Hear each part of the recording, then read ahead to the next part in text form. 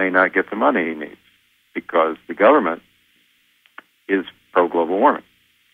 And this, when we were gathering our petition results, we got all these tens of thousands of signatures, but if a scientist was in an academic institution where government money was being used, he was only 1/4 as likely to sign as if he was in private industry because of the dangers of expressing an opinion that is different from the government's opinion. This is one of the things that goes with socialism and government control.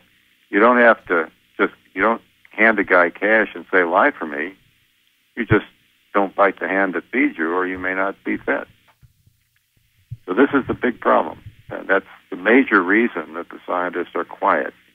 And you were talking earlier about the fact that we don't have government funding. If we had government funding, and if we had done the work we did on global warming, we certainly wouldn't have government funding. And so we were able to make that petition and circulate it mostly because we don't have government funding. If we did, we wouldn't have a chance. We wouldn't have done it. So this is really, you know how every breakdown and every problem and every obstruction is also synonymous with an opportunity? Mm-hmm.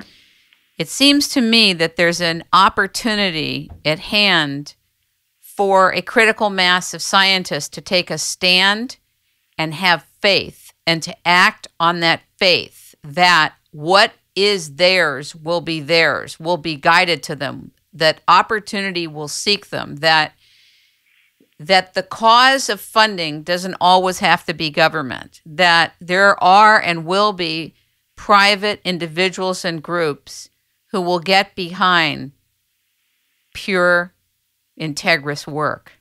Yeah, well, and if you don't believe that, and you're a scientist, then you will accept and digest the collusion efforts to obstruct your work. Right. Now, understand what I said. I'm not suggesting that there are a lot of guys at Caltech who are dishonest in their work. I understand. They just don't speak up. It's like No, I understand. A friend of mine had a story about the Soviet Union, and anyway, I won't tell a Soviet joke. But anyway, the bottom is the line: you don't speak up. It's not in your best interest to do so. But you see, this. But I can tell you one thing, Art. Art, 1 second. Are speaking up to a certain extent. Art, 1 second here. Yeah. I want to tell you something. I'm totally listening to what you're saying. I totally can get it. I can see it. I can feel it. And at the same time, what I have to tell you about it is that there's something insidious about being in a position out of that kind of fear, right? Mm-hmm. I know. It's a survival fear of standing by in silence, and it's the silence. It is corrosive. Yeah. And I believe and I feel that the critical mass of silence is what starts and fuels tyranny. And so I appreciate what you're saying. Other scientists have said it, who I've talked with, and at the same time, you know, if people believe the only way to be funded is from the government, so I think the first thing is to release that belief, because you're living proof that it can be done otherwise. Yeah, well, you see that there's always a cost. Noah and I, when we were going to think about this petition 2 years ago, we were going to have to quit. It actually took us 6 months because we had to review the whole literature, write the review article, and circulate the petition.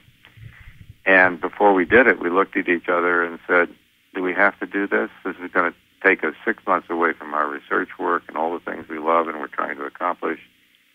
And we finally, what we really did was say, well, neither of us served in the military. I guess we owe it to our country. So we took 6 months off and did it as a public service. If you look me up in Wikipedia, you'll see the effects of that. I already did look you up in Wikipedia, and I was pretty startled to see how somebody and groups made sure that you were villainized in Wikipedia. If I believed the stuff I can read about myself on the internet, I'd be unwilling to have dinner with myself. But I want to ask you about, you know, I used to hear a lot of good things about Wikipedia, but now that I know what can be done inside Wikipedia and how people's reputations can be impugned, and you can get anybody with no accountability coming in and telling any story that could sit on there for days, weeks, months, years. Yeah. And several of our friends have told me they've tried to rectify the problem with us on Wikipedia. They can't. Any change they make is reversed in seconds. I don't think all of Wikipedia is polluted, but no, I don't either. When they target somebody, they make sure that the things that are put up there that are incorrect can't be changed. And that's why I think that ultimately this is going to be a grand galactic test for many of us to test our faith. Optimistic. Let me just interject something. Before the internet, we had a situation where the news media and our sources of information could suppress the truth. They could, if they didn't always, but sometimes if they wanted to push something that wasn't true, they simply did so by not advertising the truth, only advertising the myth. That was done in nuclear power in the 70s. But now it's different. The truth on the internet, the truth stands just as visible as the lie. You know that the internet is a vast amount of stuff being sent by everybody on Earth to everybody else. It's an enormous thing. But for the first time in human history, the truth stands on a level playing field with the lie. If there's a subject, you can go there and you can find all kinds of claims. Some of the claims are true, some of them are false, but at least the truth and the lie now compete on a level playing field. And I'm convinced that this is the best thing that's happened to us, because on a level playing field, the truth will ultimately win. Well, I will tell you that for 4 years, the United States radio stations were not interested in Kim Greenhouse and its Rainmaking time, because I was doing a show about true inquiry and discovery and interested in bringing in new knowledge to the public. And I cannot tell you how many stations I talked to of every kind, public, private, satellite, where they were just not interested. They were agenda-driven. They were obstructing the ability for new knowledge and discovery to get through. And so I just let go of it and said, you know what? I'll build my own network. I'll do my own show. I'll have the kind of conversation and discourse that can elevate and illuminate new knowledge and perspectives that are worthy of taking on, and have meaningful dialogue where I don't have advertisers telling me what I can and can't talk about or who I can interview. The other day I went to interview another guest, and I won't mention his name, and he went on my site and he said, so I see you've been interviewing global warming deniers. I said, what? What are you talking about? This is the kind of thing that would happen in a large radio station context, where a station would telling me what I could and couldn't talk about, or who I could and couldn't talk to.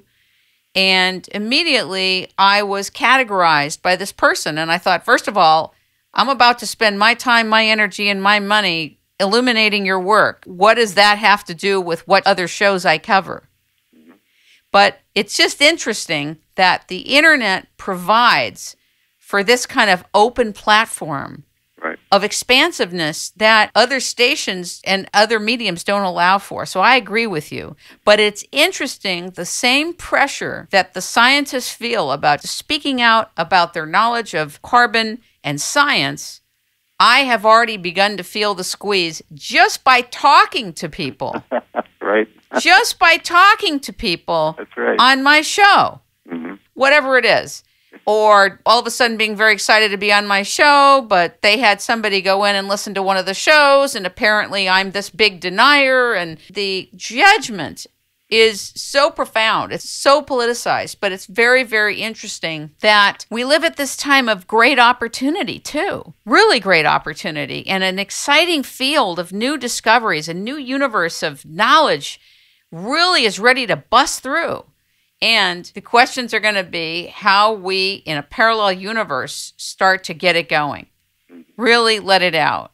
So I really appreciate you coming on and introducing your work regarding metabolites and the revolutionizing of the 21st century medical paradigm and consumer-based diagnostics using the internet.